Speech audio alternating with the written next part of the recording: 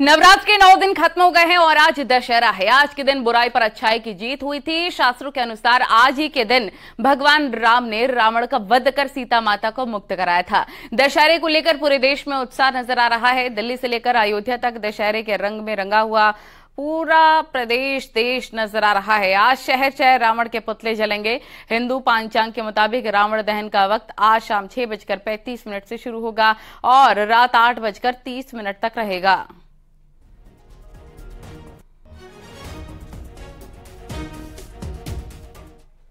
और विजयदशमी के मौके पर अयोध्या में अनोखे तरीके से रावण दहन हुआ। तपस्वी छावनी के पीठाधीश्वर परमहंस दास ने सनातन धर्म का विरोध करने वाले लोगों को कलयुगी रावण बताते हुए उनकी तस्वीर जलाई है।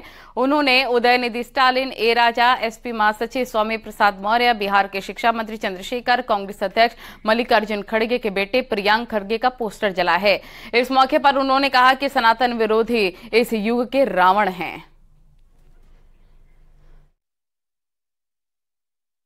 सनातन विरोधी रावणों का आज मैंने दहन किया है। इस युग के राक्षस और इस युग के रावण सनातन विरोधी हैं। जैसे डीएमके के जो है चीफ मिनिस्टर तमिलनाडु के जो बेटे हैं उदयनिधि स्टालिन, उनका मैंने जो है पुतला दहन किया। स्वामी प्रसाद मौर्य जो सपा नेता है और बिहार के शिक्षा मंत्री का हमने जो है तो पुतला दहन किया। और जो लोग सनातन धर्म का विरोध करने वाले हैं, जैसे कांग्रेस पार्टी के राष्ट्रीय अध्यक्ष मल्लिकार्जुन खड़गे का लड़का, उसने जो है तो सनातन धर्म को बीमारी बताया, उदयनिधि स्टालिन का समर्थन किया था। तो जो लोग सनातन धर्म का अपमान कर रहे हैं, सनातन धर्म को मिटाने की धमकी दे रहे हैं, सनातन धर्म के विरोध में बात कर रहे हैं, ऐसे राक्षसों का आज हमने पुतला दहन किया है। अयोध्या शहर में दुर्गा प्रतिमा विसर्जन शोभा यात्रा शुरू हो गई और ये शोभा यात्रा जीआईसी मैदान से निकली। शोभा यात्रा में सांसद लल्लू सिंह, विधायक वेद प्रकाश गुप्ता, एसपी नेताओं और अधिकारियों ने शोभा यात्रा की आगवानी की। बीजेपी महिला मोर्चा के पदाधिकारी और कार्यकर्ता भी शोभा यात्रा में शामिल हुए और धूमधाम से गाजे बाजे के साथ मां दुर्गा की शोभा यात्रा निकाली, जो गुप्तार घाट के निर्मली कुंड तक जाएगी।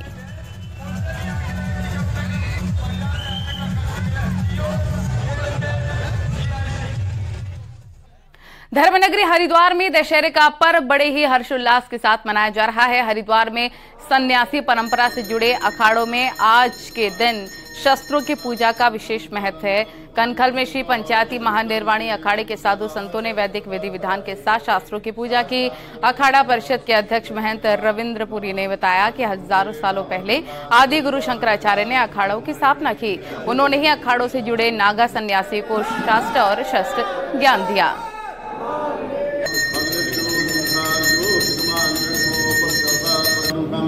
हमारे यहाँ जो इष्ट देवता के रूप में हम सूर्य प्रकाश और भैरव प्रकाश जो भाले के रूप में हम लोग पूजा करते हैं, जो शक्ति के प्रतीक हैं, उसका वर्ष में एक बार दशहरे के दिन जो है गंगाजल आदि पंचामृत से पहले स्नान होता है। फिर विद्वान ब्राह्मणों के द्वारा उसका अभिषेक होता है। अभिषेक के बाद पूजा होती है, पूजा के बाद में आरती होती है।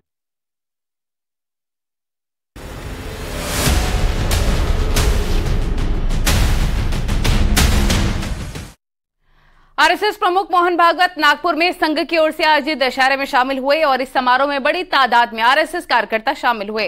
इस मौके पर संघ प्रमुख ने कहा कि भगवान राम हमारे राष्ट्रीय आदर्श हैं और 22 जनवरी को रामलला मंदिर में विराजमान हो जाएंगे। उन्होंने कहा कि दुनिया में भारत का मान बढ़ा है। भागवत ने कहा कि आज के वातावरण में समाज के कलह फैलाने के चलते हुए प्रयासों को देखकर बहुत लोग स्वाभाविक रूप से चिंतित हैं।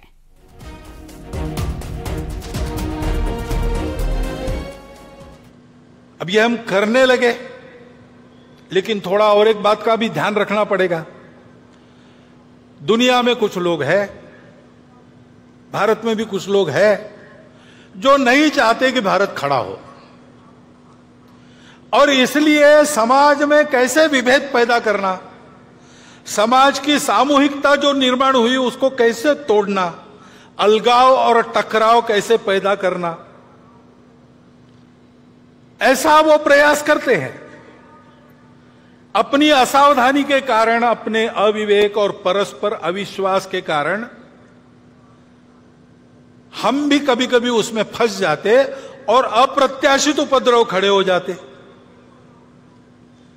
क्योंकि भारत का उत्थान होगा तो कलह मिटेंगे, भारत का उत्थान होगा तो दुख जाएगा, शोषण जाएगा।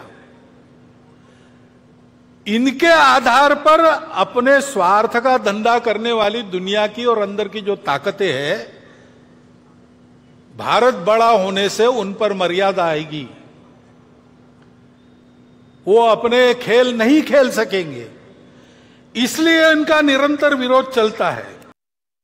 हमारे संविधान के पृष्ठ पर जिनका चित्र है वो हमारे राष्ट्रीय आदर्श भगवान राम, उनके बाल स्वरूप का रामलला का मंदिर अयोध्या में बनने जा रहा है। अपने मंदिर में रामलला प्रवेश करने वाले हैं 22 जनवरी को।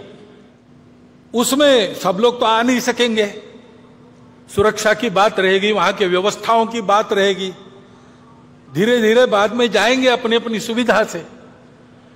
परंतु उस दिन अपने सारे देश में हम अपने अपने जगह अपने छोटे छोटे मंदिरों में ऐसा वातावरण बना सकते हैं। भगवान राम धर्म की मर्यादा के प्रतीक है।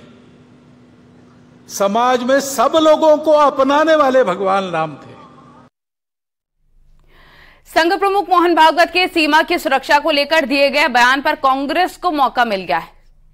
कांग्रेस नेता एक तरफ से बीजेपी पर हमला बोलने में जुट गए हैं और इसी कड़ी में कांग्रेस के राज्यसभा सांसद प्रमोद तिवारी ने बीजेपी पर तंज कस दिया है। तिवारी ने केंद्र सरकार पर सीमा की सुरक्षा में असफल होने समेत कई गंभीर आरोप लगाए हैं।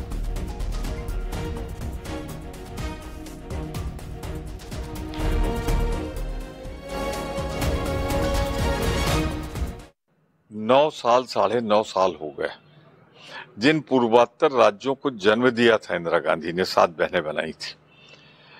आज अगर उसमें सीमा पार करके कोई अंदर घुसकर आतंकवादी और बाहरी शक्तियां देश के अंदर दंगे करा रही हैं, सैकड़ों लोग मारे जा रहे हैं, तो फिर ये मोदी सरकार तो असफल हो गई। वो बाहरी हस्तक्षेप नहीं रोक पाई, सीमाओं की सुरक्षा नहीं कर पाई, तो ये तो पूरी तरीके से केंद्र सरकार के फेल्योर की बात है। अभी तक तो बात चल रही थी कि प्रदेश सरकार मुख्यमंत्री जाने, पर आज मोहन भागवत जी ने साफ कर दिया कि इसकी जिम्मेदारी केंद्र सरकार की है, क्योंकि सीमाओं की रक्षा करना उसी का कर्तव्य है। वो अपने कर्तव्य पूरी तरह असफल रही।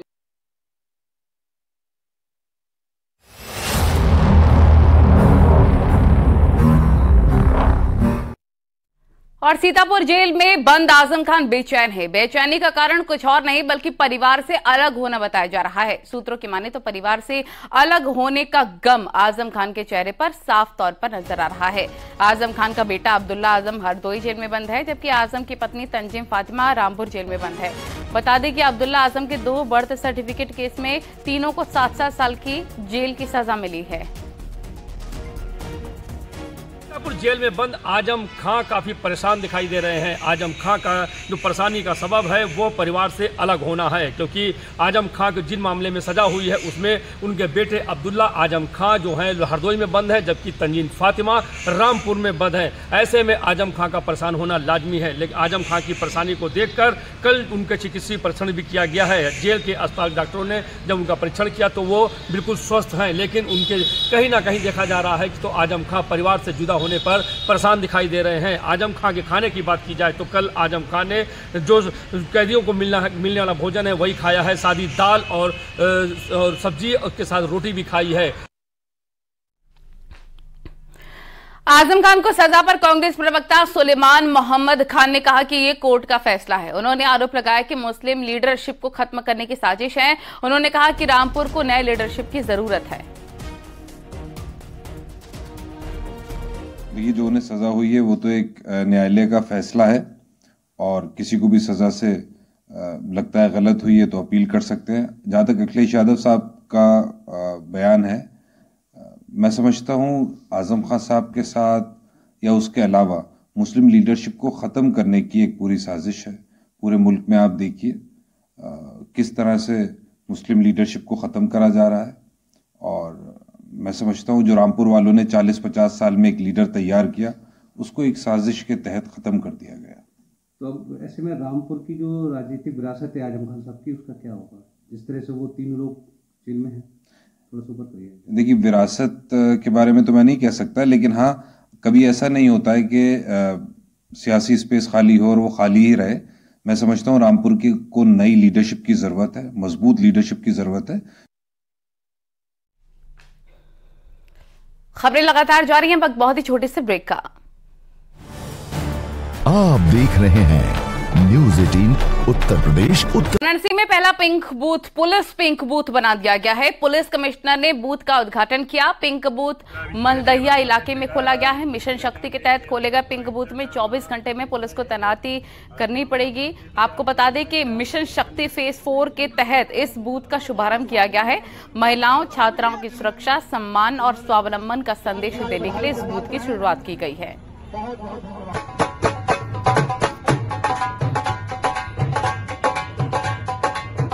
जहाँ ऑफिस जाने वालों का, कॉलेज गोअर्स का, बच्चों का मूवमेंट होता है, टू व्हीलर्स का मूवमेंट होता है, इस तरह के संवेदनशील स्थानों को थाना क्षेत्र में चिन्हित करने के लिए बताया गया था सभी अधिकारियों को। तो थानाध्यक्ष और उनकी टीम ने और अधिकारियों की टीम ने चिन्हित करके इस बूथ को कन्वर्ट किया है। इसी तरह और जगह भी यही कार्रवाई होगी। चमोली से बड़ी खबर, जहां पर केदारनाथ के साथ साथ बद्रीनाथ धाम भी आ सकते हैं प्रधानमंत्री मोदी। 11, 12 नवंबर या 15 नवंबर को बद्रीनाथ धाम पहुंच सकते हैं पीएम मोदी। हालांकि स्थानीय प्रशासन बीकेटीसी को दौरे की अभी तक जानकारी नहीं मिली है।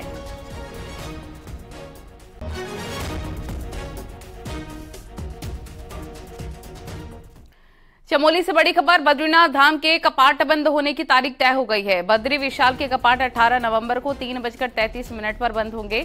शीतकाल के लिए बद्रीनाथ धाम के कपाट बंद होंगे। वहीं आज कपाट बंद होने की तारीख तय होने के बाद मंदिर प्रशासन तैयारियों में जुट गया है।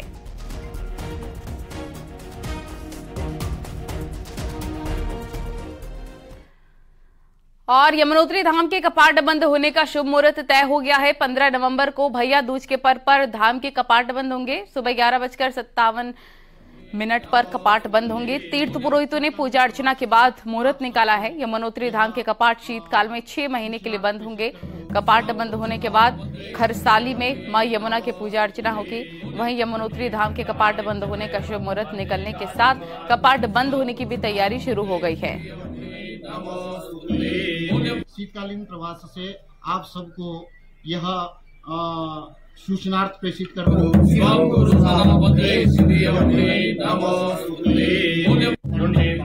भैया दूज के पावन पर्व पर मां यमुना जी के कपाट बंद होते हैं और इस वर्ष भैया दूज का जो पावन पर्व है वह 15 नवंबर 29 गते कार्तिक बुधवार को अपराह्न 11:57 पर अभिजीत मुहूर्त मकर लग्न की पावन बेला पर श्री यमुनोत्री धाम में मां यमुना जी के कपाट 6 माह हेतु बढ़ा दिए जाएंगे और इसके बाद मां यमुना जी का पूजन दर्शन, मां यमुना जी के शीतकालीन प्रवास खरसाली खुशीमठ में आप सबको सुलभ हो पाएंगे।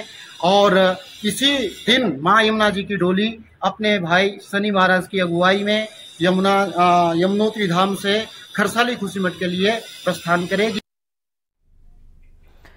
अयोध्या में राम मंदिर की प्राण प्रतिष्ठा की तैयारी हो रही है। मंदिर गर्भगृह का फर्श बनकर तैयार हो चुका है।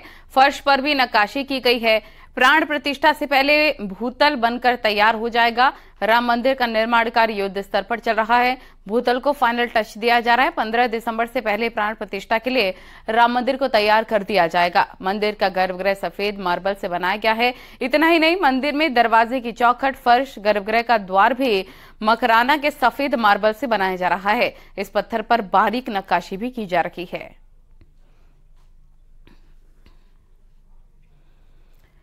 यूपी राजभवन में नवरात्रि और गरबा उत्सव का समापन हुआ। इससे पहले राजभवन में नवरात्रि गरबा उत्सव के अंतिम दिन कई अधिकारी परिवार समेत शामिल हुए।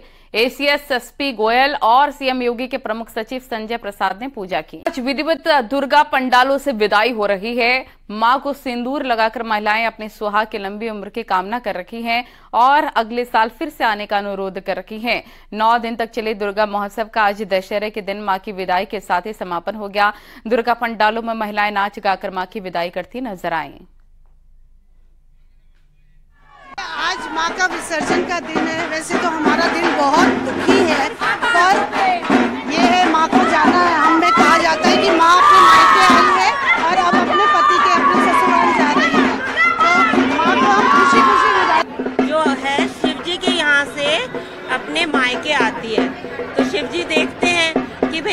मायके में माँ बेटी गई है, मेरी बीवी गई है, उनको कितनी खातिरदारी हो रही है वो देखते हैं। देखिए उनके पीछे थोड़ा सा शिव जी का एक मूर्ति लगा हुआ है, वो वहाँ से देखते हैं कि कितनी खुशियाँ मना रहे हैं, कि माँ को क्या क्या करा जा रहा है। इसीलिए हम लोग माँ को खूब भरपूर अपना देते हैं, श्रद्धा देते हैं, और माँ हमें। और यहाँ वक्त हो गया एक छोटे से ब्रेक का।